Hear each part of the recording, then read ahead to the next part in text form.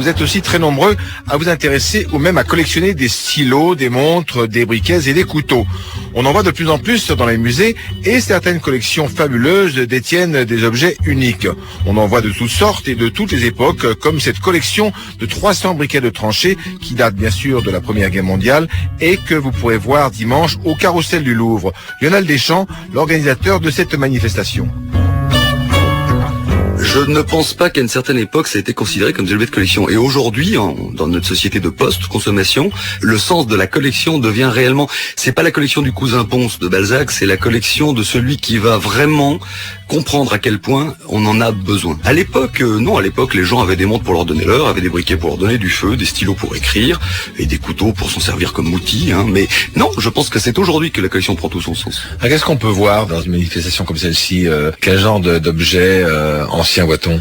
On va voir énormément de choses, on va voir des horloges qui datent du 18e, on va voir des couteaux qui ont été faits à la main avec des heures et des heures et des heures passées pour les façonner, on va voir des stylos qui ont connu le 19e siècle. Ce sont quand même des objets qu'on a collectionnés, pas peut-être de tout temps, parce qu'à une époque, c'était des objets qui étaient d'usage courant. Complètement. Alors, il faut bien faire une nuance entre l'objet de collection par son ancienneté et l'objet de collection par son côté précieux. Sachant qu'il y a certains objets aujourd'hui qui peuvent faire des sommes considérables en vente, qui à l'époque étaient vraiment du tout venant. Il y a aussi des objets qui étaient non pas forcément de collection à l'époque, mais qui valaient déjà très cher. Donc il est évident qu'un objet d'orfèvre, un stylo, une montre, ou un couteau, un briquet en or massif avec des incrustations, des dorures, des décorations très sophistiquées, valait déjà très cher à l'époque et vaut d'autant plus aujourd'hui. Mais c'est pas toujours le cas. Et puis vous savez, il y a aussi un phénomène de mode très très important dans ces domaines-là aussi, qui consiste à accorder beaucoup plus d'importance aux marques. Bon, c'est évident qu'on va pas les citer à l'antenne, mais il y a une prime à la marque. Et c'est là où il y a beaucoup de choses à faire pour un chineur très averti, qui va se moquer de la marque et qui va pouvoir avoir entre les mains un objet phénoménal, qui vaudra d'autant plus qu'il n'aura pas forcément cette marque-là.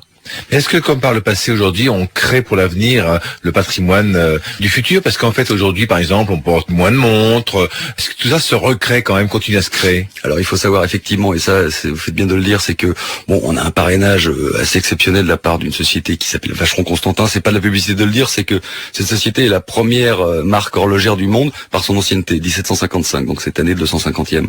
Ce sont des gens avec d'autres marques.